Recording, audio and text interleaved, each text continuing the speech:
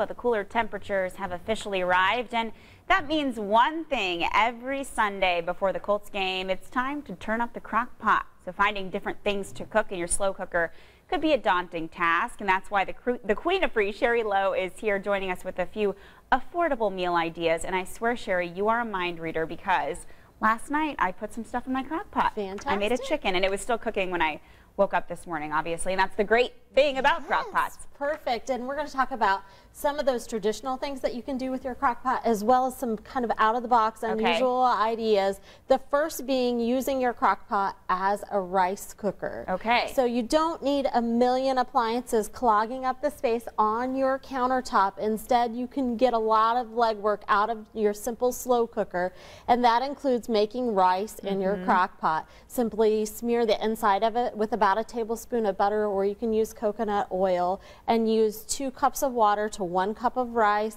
Put it on low and let it cook all day long, or put it on high and it'll be done in a couple of hours. Just as easy as that. Perfect. When Sherry came in, I said, that is such a cute little crock pot. Tell them how much you paid for that. $4. Right?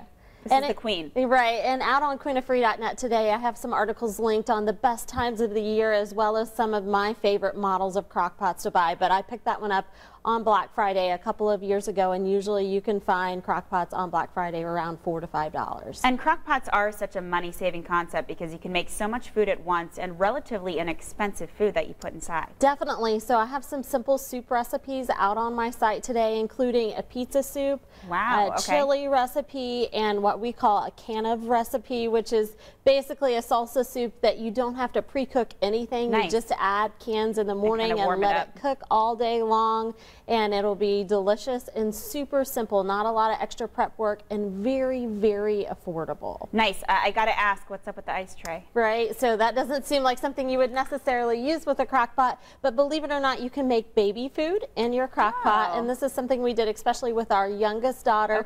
Taking simple vegetables and fruits, letting them cook all day long, and then after they're nice and mushy, smashing them up completely. I actually have a $4 food processor that I also picked up on Black Friday that we use to do that, and then place it in ice cube trays so that you can freeze individual servings and pop them out when you're ready to feed. Now, one of my favorite things about crock pots too is really anything you find around your home you can kind of toss in. Definitely. So large pieces of meat, especially, even things like boneless, skinless chicken breasts. Put them straight in the crock pot. No prep necessary, really not even water. If you want to put some salt and pepper in there, you can. It will smell delicious.